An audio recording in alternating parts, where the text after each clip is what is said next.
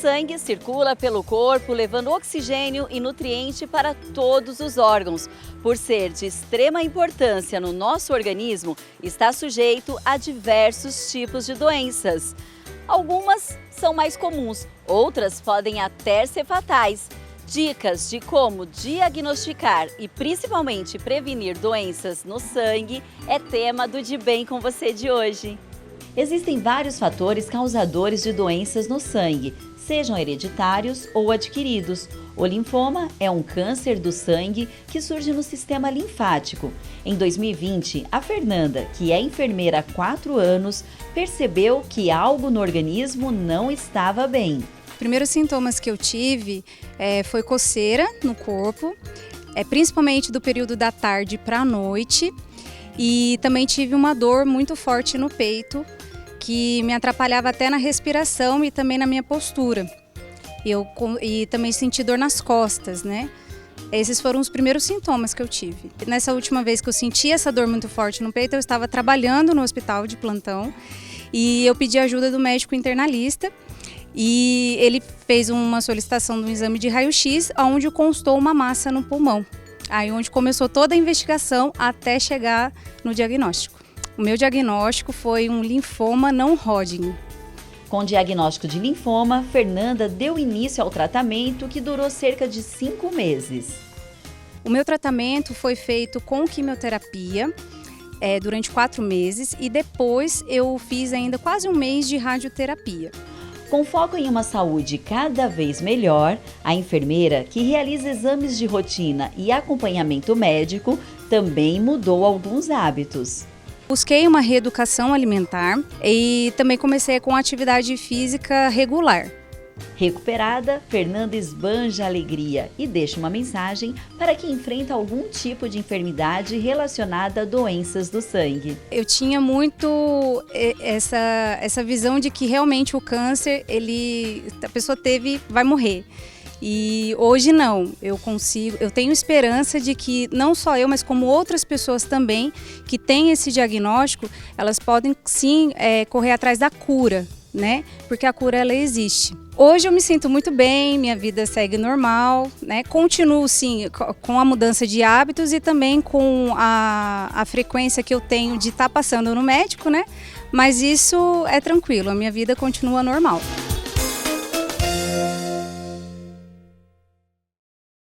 Que bom, né, que a Fernanda está bem melhor.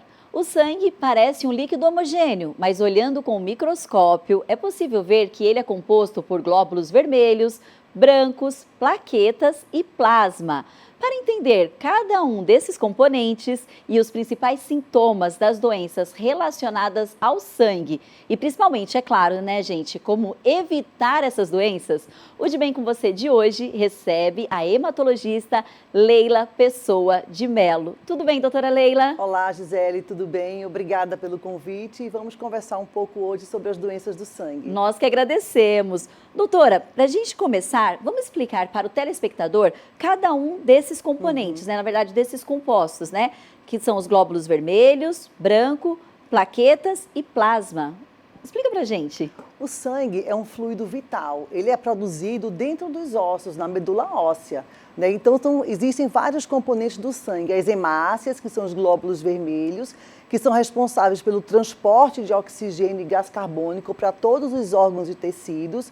Os leucócitos, que são os glóbulos brancos, que são responsáveis pela defesa do organismo contra bactérias, vírus, fungos, e as plaquetas, junto com algumas proteínas produzidas pelo fígado, são responsáveis pela coagulação do sangue, para que nós não tenhamos sangramentos espontâneos. Então, o sangue é um fluido vital para a vida. Ótimo, doutora. E voltando lá na reportagem da Fernanda, ela tratou linfomas, né? Que é um tipo de câncer que atinge aí as células do sistema imunológico. Quais exames são realizados para detectar esse tipo de doença específica do sangue? Olha, o linfoma é um câncer do sistema linfático. O sistema linfático, ele existe praticamente em todo o corpo para nos defender, são as ínguas, os linfonodos. Quando ocorre uma alteração genética do DNA dessas células, aí é o linfoma, que é o câncer do sistema linfático.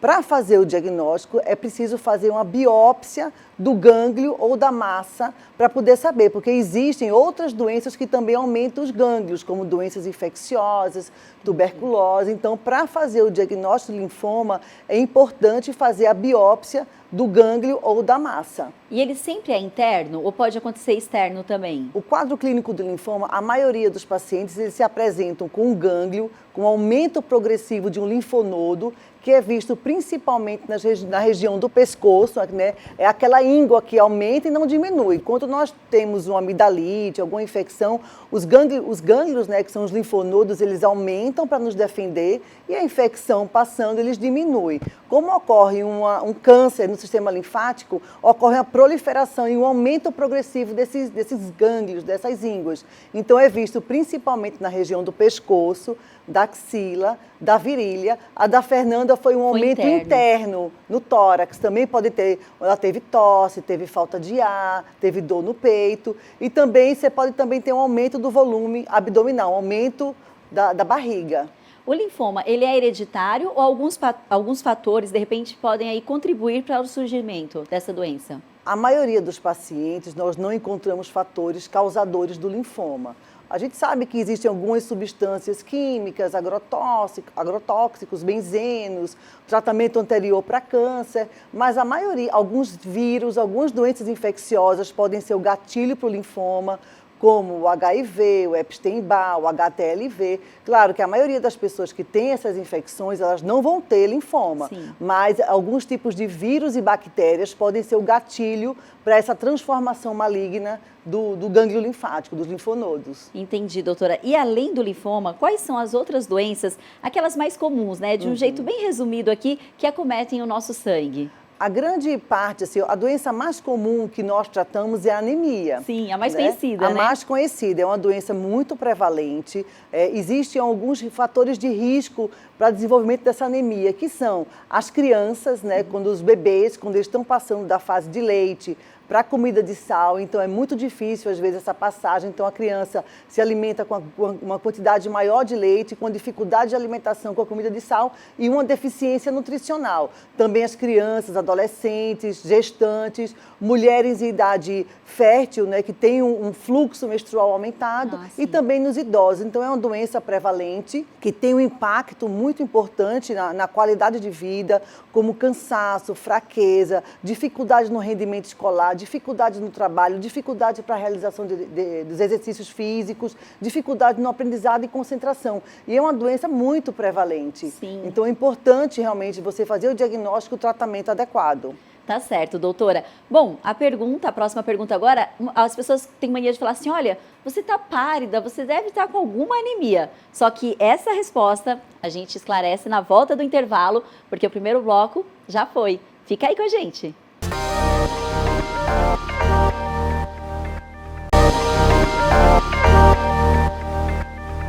Estamos de volta. O sangue circula por todo o nosso corpo, através das veias e artérias. As veias levam o sangue dos órgãos e tecidos para o coração, enquanto as artérias fazem o caminho inverso, levando o sangue do coração para os órgãos e tecidos.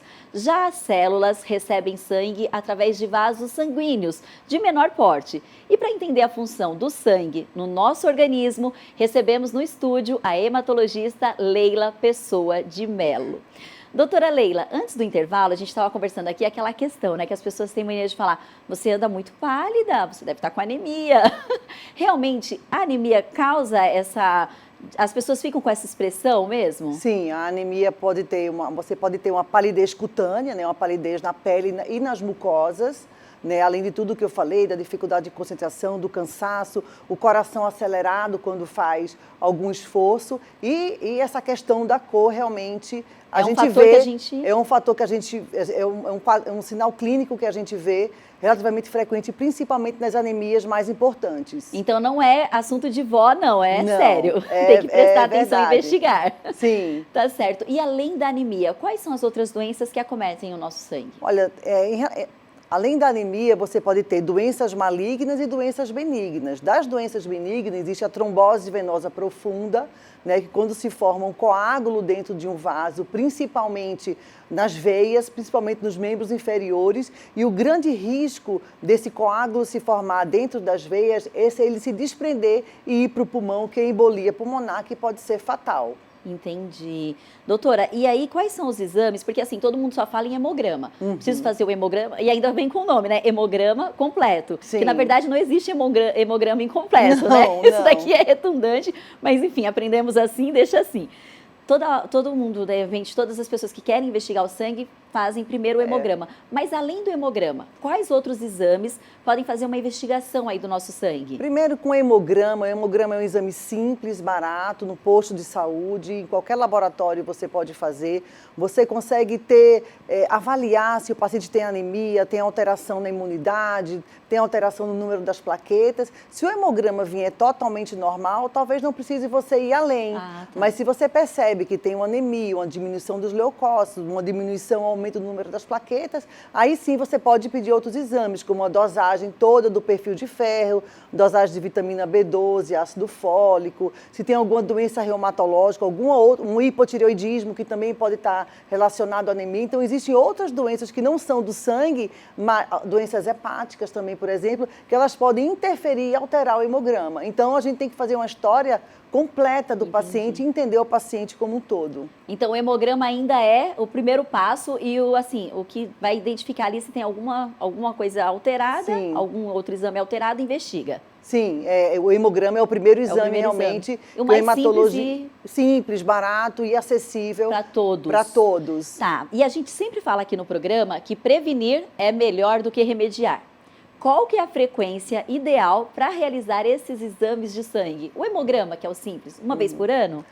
Uma vez por ano você pode ver se está tudo bem, né? Principalmente naqueles pacientes, naquelas pessoas que não se alimentam adequadamente, tem um fluxo menstrual muito aumentado, ou se o paciente tem sintoma. Por exemplo, existe uma doença que se chama leucemia aguda, que o hemograma de um mês atrás era normal. Se o paciente tiver algum sintoma, como um sintoma de falha de funcionamento na medula, você pode repetir o hemograma e o hemograma depois de pouco tempo depois vai dar alterado. E quais são esses sintomas que alertam para o aparecimento de uma doença mais grave, de falha de funcionamento da medula óssea, como uma infiltração por células leucêmicas? Cansaço, fraqueza, infecções de repetição, um emagrecimento, manchas roxas pelo corpo, sangramento espontâneo no nariz, na gengiva, intestino. Então, se o paciente percebe que algo não vai bem, porque o corpo fala. Sim. O corpo dá sinais. Então, não demore a procurar um médico, uma ajuda, porque, por exemplo, tanto para leucemia como para um linfoma, para outras doenças do sangue, quanto mais rápido diagnosticar, mais rápido você consegue fazer o tratamento e maiores são as chances de cura e controle da doença. Então, se você percebe que um gânglio está aumentando, ele não diminui, isso não é normal. Procure o médico, precisa ser investigado. Se você tem uma ideia, um linfoma no estadio bem precoce, a taxa de cura é de 90%, é muito alta. Tá? Não é assim, como eu vi que a Fernanda falou, que achava que, meu Deus, tem um câncer, eu vou morrer. Não, sim. A taxa de cura hoje é altíssima, linfoma e também para as leucemias. Então, se você perceber que algo não vai bem, não deixe, não retarde a procura, a ajuda de um médico. Quanto mais cedo começar o tratamento, melhor. Eu estava até aqui, enquanto a senhora falava, pensando na Fernanda, que foi justamente isso. Ela está ótima, né? Que bom, a gente foi lá gravar a reportagem com ela, enfim. E todas as doenças do sangue são hereditárias? Ou elas podem ser provocadas, de repente, por uma alimentação de uma maneira incorreta, sei lá, falta de atividade física, enfim. Por exemplo, a anemia, ela acontece porque existe um desbalanço. Por exemplo, a anemia, 90% das anemias são por deficiência de ferro. Existe um desbalanço entre a necessidade corporal e o que você ingere. Então, a gente pode falar que ela é provocada. Ela é provocada. né? Ela é provocada por uma dieta inadequada, uma dieta pobre em ferro, ou um fluxo menstrual muito aumentado, daquela fase da vida que o organismo precisa de uma quantidade maior de ferro, como a gestação, durante a infância, a adolescência, realmente você tem um risco maior de ter anemia nessas fases. Entendi, doutora. E uma outra doença bem comum que a senhora já citou aqui, inclusive, é a questão da trombose, né? Quais são os principais sintomas da trombose e aquelas viagens longas de avião, realmente elas provocam esse tipo de doença? Sim, podem provocar.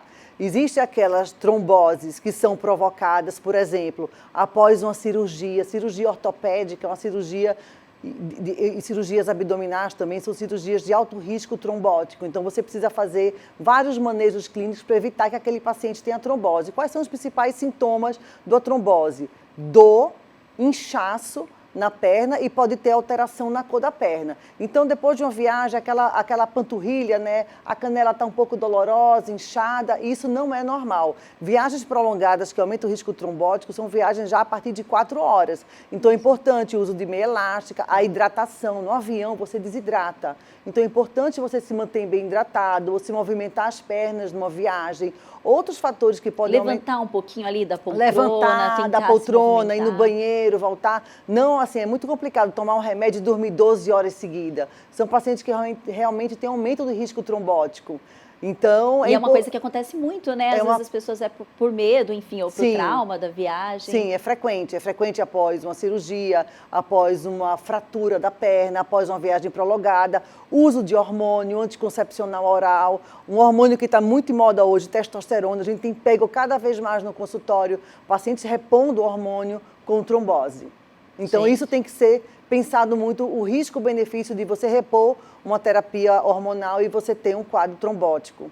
Entendi, doutora. Bom, já percebemos aqui que o sangue é fundamental e muito importante. E eu tenho certeza que em casa aí você está acompanhando as nossas dicas, né? As informações da doutora. E daqui a pouquinho, depois do intervalo, a gente volta com outras dicas. Fica aí!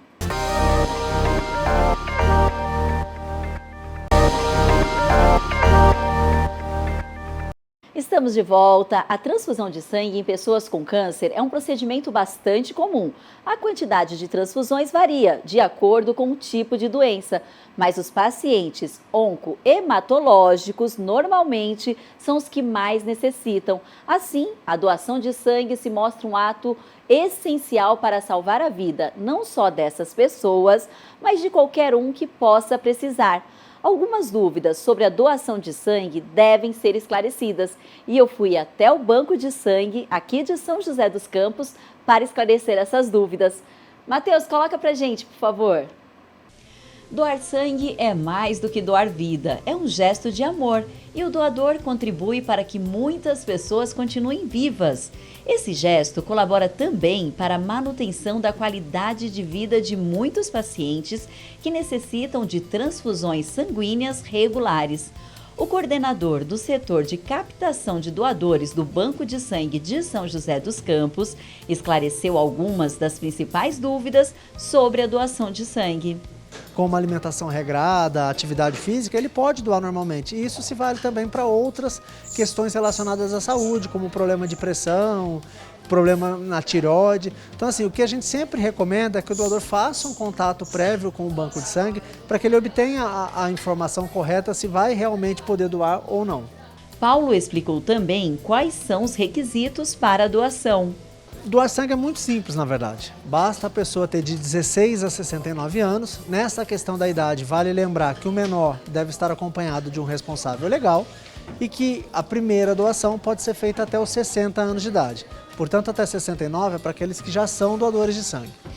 Além disso, é importante pesar mais de 50 quilos, trazer um documento com foto, ter dormido bem na noite anterior, não vir em jejum.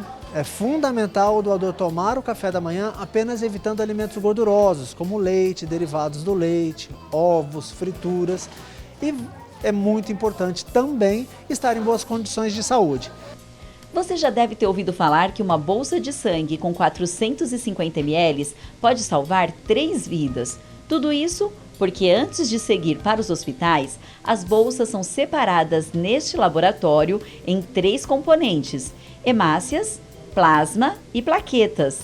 Agora que você já sabe que com um simples gesto pode fazer a diferença na vida de uma pessoa, que tal se tornar um doador? Mais informações podem ser obtidas pelo telefone 3519-3766. Dúvidas esclarecidas. E aí, agora que você já conhece a importância de doar sangue, que tal se tornar aí um doador e fazer parte desse gesto, que é um gesto de amor, né, doutora? Sim, é um gesto de amor e salva vidas, realmente. Sim. Doutora, a gente escuta falar muito sobre leucemia. Quais são os sintomas e o que é a leucemia? A leucemia é o câncer do sangue, né?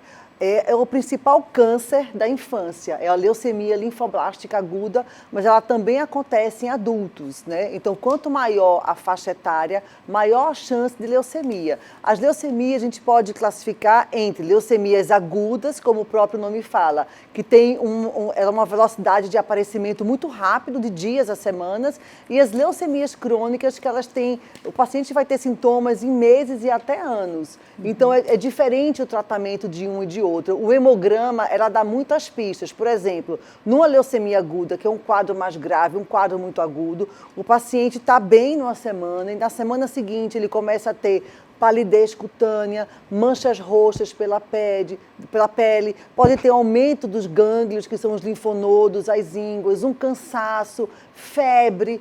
A barriga pode estar aumentada, porque você pode também ter um aumento do fígado, do baço, do óssea. Então, isso é uma proliferação anormal dessas células leucêmicas dentro da medula óssea. E é um quadro grave, potencialmente fatal, mas se você diagnosticar rápido, tem tratamento e tem uma grande chance de cura. A senhora falou que é muito comum a leucemia em crianças. Então, o que os pais devem ficar atentos para as queixas dessas crianças, né? Porque, às vezes, a criança demora um pouquinho para queixar, mas, de repente, se ela começa a se queixar, de quais tipos de sintomas que os pais devem ficarem mais atentos? A criança ficar mais quietinha, aparecer uma febre, ter dor nas pernas, sangramento na gengiva, manchinhas vermelhas na pele, que podem ser sangramento na pele, gânglios aumentados, sem a criança estar com infecção, a barriguinha aumentada. Então, os pais têm que ficar atentos a esses sintomas que podem ser leucemia. Entendi. Bom, e uma coisa que a gente escuta falar bastante também é aquela questão do transplante, né? De célula-tronco, que ele é usado em inúmeros tratamentos e inúmeras, na verdade, doenças relacionadas ao sangue. O que é, como que é realizado esse transplante? O transplante de medula óssea, você vai trocar uma medula doente por uma medula saudável. Existe o transplante autólogo, como o próprio nome fala auto, o próprio paciente é o doador. Então, a gente tira as células-tronco, essas células são congeladas e depois de você fazer um tratamento nesse paciente, as células são reinfundidas, que em geral é quimioterapia em alta dose. Para as leucemias agudas, a maioria dos transplantes são um transplante halogênico, onde você tem um doador saudável, compatível com aquele paciente e você vai destruir aquela medula doente através de químio, radioterapia e você vai receber uma medula saudável. Então, o transplante é isso, é você retirar as células-tronco e colocar a célula-tronco de volta para repovoar a medula óssea e produzir todo o sangue que é vital à vida. E da mesma maneira que as pessoas podem doar sangue, elas também podem ser doadoras voluntárias desse tipo, a medula, na verdade, que é feito o transplante, né? Isso. Qual que é o procedimento?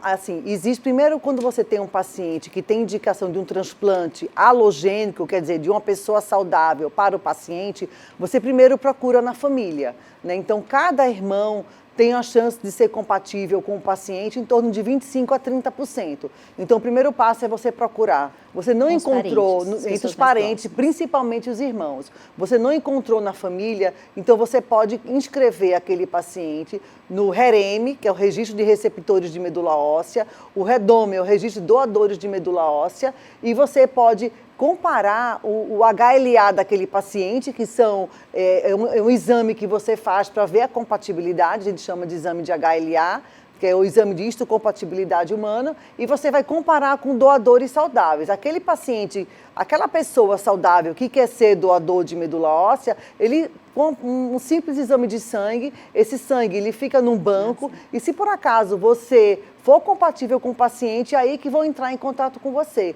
Na grande maioria da doação de medula óssea, ele não acontece no ato que você faz o exame. Você só vai doar medula óssea, por acaso, se você for compatível com algum paciente. Entendi. E hoje a doação é muito simples. Então não ocorre acontece... pelo braço, quase como a doação de sangue. Entendi. Não acontece, por exemplo, ele vai lá e deixa a Não. doação lá. Na verdade, é só um exame de sangue e Isso. caso seja necessário, ele será convocado.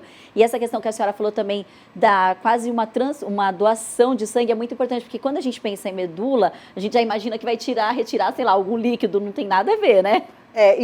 Antigamente a gente fazia muita doação, muita coleta de medula óssea do próprio osso da bacia, que é a principal fábrica do sangue, ainda existe. Mas hoje a maioria das doenças oncohematológicas, a gente pode fazer uma doação pelo próprio acesso venoso periférico. A gente dá uma medicação que estimula as células-tronco saírem de dentro da medula óssea, circular no sangue e a gente coleta essas células-troncos no sangue. Ai, que bacana! Nossa, que informação maravilhosa, porque eu tenho certeza que isso vai encorajar muitas pessoas que estão em casa e que, de repente, querem fazer parte aí desse time do bem, né, doutora? Sim. Bom, gente, no De Bem com Você de hoje, você conheceu quais são as principais doenças do sangue e, principalmente, como prevenir e tratar essas doenças.